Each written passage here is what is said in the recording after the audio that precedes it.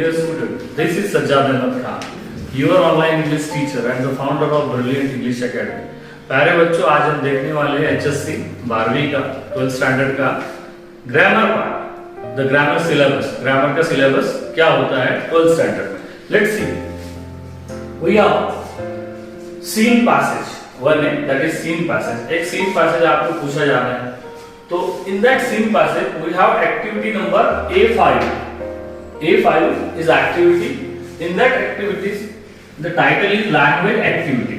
अब इसको language activity बोला है, इसको ग्रामर नहीं बोला है। ग्रामर से लोग डर जाते हैं, एक फोबिया है, एक फियर है ग्रामर में। जैसे grammar is the science of language, ऐसा मैं कहता हूँ, तो उससे डरते हैं लोग।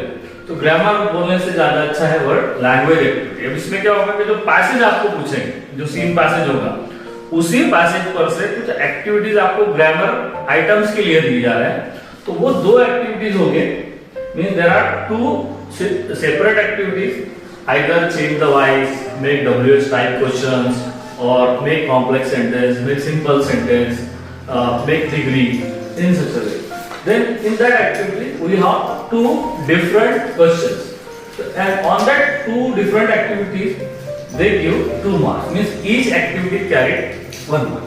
मतलब ग्रामर में पैसेज में आपको सीन पैसेज पे दो एक्टिविटी सेट कर रहे हैं और वो दो एक्टिविटीज पर एक एक मार्क रहेगा, मतलब एक एक्टिविटी को 1 mark. Then second is 1B। अब 1B जो है that is non textual part. ये आपका नॉन टेक्सचुअल ग्रामर, मतलब इसका वो पैसेज से कोई लेना देना नहीं है, दैट इज डिफरेंट। ये नॉन टेक्सचुअल है, 10th में भी था आपको ऐसे। यहाँ पर भी इसका नाम लैंग्वेज स्टडी रखा है। अब उन्होंने ग्रामर वर्ड को एक्सक्लूड कर दिया है, तो इसमें नॉन टेक्सचुअल एक्टिविटीज ग्रामर है। पुराने सिलेबस में आर्टिकल, प्रीपोजिशन या चेंज द नरेशन पूछा जाता था, लेकिन अब जो नया फॉर्मेट है इस साल का, ये पिछले साल से जो आया है, तो वो लोग आर्टिकल और प्रीपोजिशन के क्वेश्चंस को अवॉइड कर रहे हैं। उसके जगह सिंपल ग्रामर एक्टिविटीज होगी, जैसे any activities regarding use of modal auxiliary verbs, change the narrations, transformation type activities, use not only but also either or, as well as use but, use although, use conjunction, use coordinating conjunctions, voices, either active voice to passive voice, passive voice to active voice. And in transformation question, अब यहाँ पे देखो उन्होंने दिया है B1 में do as directed.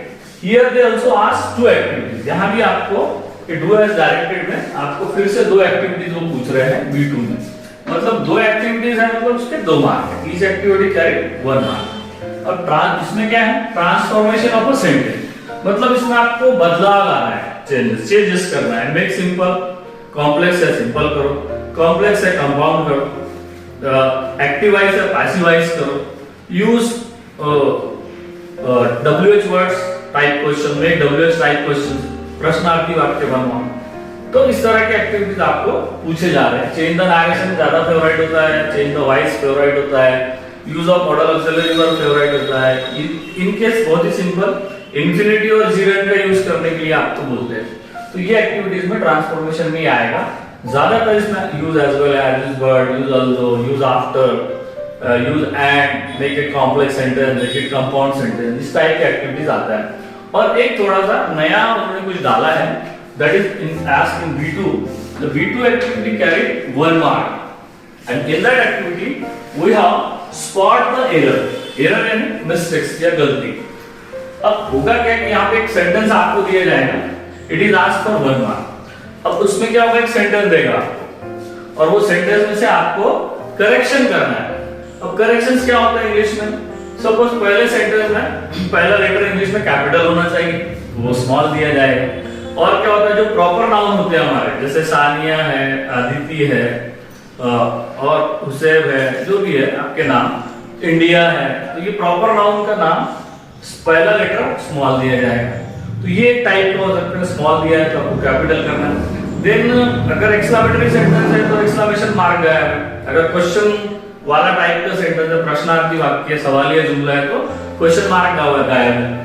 कहीं अगर लंबा सेंटेंस है तो कॉमा वॉमा देते हैं, तो वो गायब है। बहुत ज्यादा जो मिस्टेक्स होती है वो होती है टेंसेस की। तो टेंसेस प्रेजेंट की जगह पास्ट कर दिया, पास्ट की जगह प्रेजेंट परफेक्ट कर दिया। तो ये भी आपको आइडेंटिफाई करना है। You should note down, means you should write the correct sentence while eradicating the errors. आपको वो एरर्स को फाइंड आउट करना है। फुल स्टॉप भी दिया हुआ नहीं रहेगा, आपको फुल स्टॉप लगाना है, पहला लेटर कैपिटल करना है। तो ये छोटी छोटी मिस्टेक्स यहाँ पे होगी। टेंस की मिस्टेक होगी में भी ज्यादातर, जैसे auxiliary verb am is are लगा रहा है तो टेंस कुछ दूसरा लगा रहा है मेन या डेफिनेट वर्ब को, तो ये एक मिस्टेक हो सकती है। इसको प्रैक्टिस से हमको ये करना है। ये बहुत सारे कॉम्पिटिटिव एग्जाम में पूछा जाता है। और वैसे ही आपको एक अनसीन पैसेज आ रहा है, मतलब अभी हमने सीन पैसेज में देखा 2 मार्क का ग्रामर है in seen passage. Then again 1B में आपको नॉन टेक्सुअल ग्रामर दिया, do have directed a transformation sentence, 2 sentence पूछेंगे 2 मार्क के लिए। देन स्पॉट द एरर्स जो है, इसमें एक सेंटेंस दिया जाएगा, वो करेक्ट करके आपको फिर से रिराइट करना है, उसको 1 मार्क है। तो ये हो गया हमारे 5 मार्क। मतलब क्वेश्चन 1A और B में आपको 5 मार्क का ग्रामर पूछ रहे हैं। और क्वेश्चन 2A जो है that is scene unseen passage. अब ये आपका है सीन पैसेज, या आएगा टेक्सुअल। आपकी किताब में कोई पैसेज आएगा, उस पर ये एक्टिविटीज है 5, यहाँ पर नॉन टेक्सुअल एक्टिविटीज है 2, इसमें स्पॉट द एरर भी आ गया, ये 3 भी हो गए 5 मार्क। अनसीन पैसेज में आपको फिर से एक्टिविटी नंबर 5 लैंग्वेज स्टडी भी है। लैंग्वेज स्टडी में क्या है, अब यहाँ पर भी आपको 2 मार्क की एक्टिविटी दे रहे हैं। अब वो एक्टिविटी रिपीट नहीं होगी, मतलब जो एक्टिविटी सोचो यहाँ पे चेंज द वॉइस पूछा तो इधर चेंज द वॉइस नहीं पूछे, इधर डिग्री पूछा तो इधर डिग्री नहीं पूछी, मतलब एक एक्टिविटी आपको एक ही बार पूछ रहे हैं। तो कोशिश यही होगी सेकर की। अब यहाँ पर लैंग्वेज स्टडी में जो अनसीन पैसेज है, जो अनसीन पैसेज का टेक्स्ट है, जो प्रोस है अनसीन, उस पर ही आपको कुछ ग्रामर ड्रिल, ग्रामर एक्टिविटीज देंगे, मतलब वो पैसेज पर भी ग्रामर एक्टिविटीज होगी। एक्टिविटीज वही होगी, ट्रांसफॉर्मेशन में use not only but also either or, use conjunctions, make it complex, make it simple, use infinitive, zero, ज्यादातर ये पूछा जाता है। Change the narration, change the degree, change the voice. तो उसी टाइप की एक्टिविटीज आपको लैंग्वेज स्टडी में भी 2 एक्टिविटीज 2 मार्क की मिली होगी। It means we have total grammar parts in our HSC सिलेबस। Out of 80 marks, we have 2 marks in seen passage. Then again we have B2 unseen part, that is non-textual grammar, 4 mark. One is correct the sentence, spot the errors. ये मतलब 2 mark का scene grammar आ रहा है आपको scene passage से, 3 mark का आपको non textual आ रहा है, और ये भी नॉन टेक्सुअल है क्योंकि अनसीन पैसेज है, तो ये 2 मार्क, मतलब 5 मार्क का अनसीन टाइप का ग्रामर है, नॉन टेक्सुअल है, और 2 मार्क का टेक्सुअल पार्ट पर है। मतलब आपको including 2 + 2 4 + 1 5 and in 2A there are 2 marks question, means we have only 7 marks questions। तो आप ये 7 मार्क क्वेश्चंस को आपको कैसे हासिल करना है, कैसे स्कोर करना है। नॉर्मली स्टूडेंट को 0 मार्क मिलते हैं because they don't know the rules and by confidence they make several mistakes. Grammar में एक मिस्टेक्स यानी 0 मार्क। तो हम अब जो हमारा सिलेबस का पार्ट है उससे रिलेटेड जो ग्रामर ड्रिल है, ग्रामर एक्टिविटीज है, ताकि आपको 7 में से 7 मार्क मिले। तो ये 7 में से 7 मार्क आपको उसी वक्त मिलेंगे जब हम ग्रामर एक्टिविटीज करेंगे और उसको रूल्स के साथ करेक्ट करने की कोशिश करेंगे। Okay, hope you understand. Thank you.